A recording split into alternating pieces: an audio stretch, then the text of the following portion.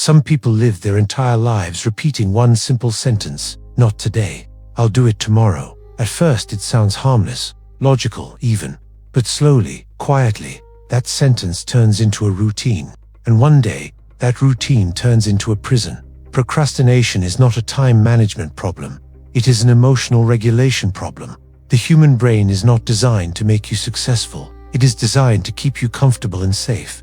Every time you face a task that feels difficult, uncertain, boring, or emotionally uncomfortable, your brain detects it as a threat. Not a physical threat, but a psychological one. And when the brain senses threat, it activates avoidance. Avoidance feels like relief. Relief feels good. And whatever feels good gets repeated. This is why procrastination is addictive. Your brain learns a dangerous lesson. If I delay this task, my discomfort disappears. But what your brain doesn't calculate is the long-term cost. The brain lives in the present moment. It doesn't care about your future self. It only cares about reducing pain right now. That's why tomorrow feels so powerful. Tomorrow has no pressure, no fear, no consequences. Tomorrow is imaginary safety. But when tomorrow arrives, it becomes today, and the discomfort returns. So the brain uses the same escape again. Tomorrow, tomorrow, tomorrow. This cycle slowly rewires your identity. Each delayed task sends a silent message to your subconscious. You are someone who doesn't follow through. You can't be trusted. You avoid discomfort. Over time, these messages harden into beliefs, and beliefs shape behavior more than motivation ever will. Many people think they procrastinate because they are lazy, but laziness is rarely the cause. The real causes are deeper. Fear of failure, fear of judgment, fear of discovering your limits. Fear that if you try and fail, you won't have excuses anymore. Procrastination protects your ego. As long as you don't start, you don't fail. As long as you don't try, your potential remains a fantasy.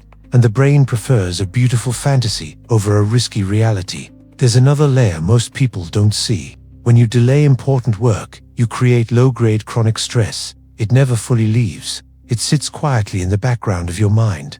You feel tired even when you rest, guilty even when you relax, anxious without knowing why.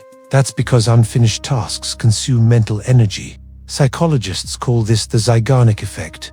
Your mind keeps returning to what you avoid. So procrastination doesn't remove stress. It postpones it and multiplies it. And then something worse happens. Your self-trust erodes. Self-discipline is not about willpower. It's about trust. Every time you say, "I'll do it later," and don't, your brain records a broken promise. After enough broken promises, your mind stops believing you.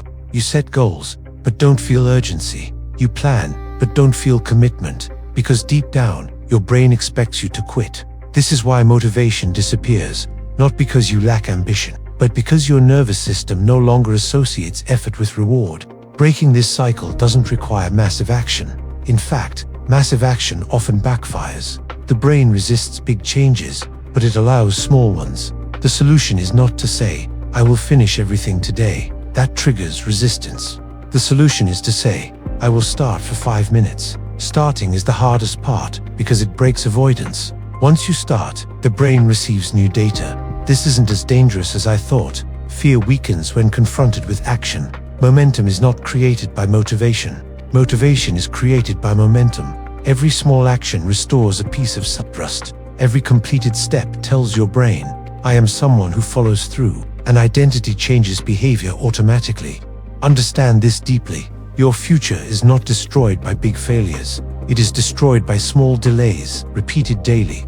If you keep choosing tomorrow over today, you are not living, you are postponing your life. And life does not wait. One day, later runs out. The most powerful psychological shift you can make is simple. Stop negotiating with your discomfort. Act before your brain has time to talk you out of it.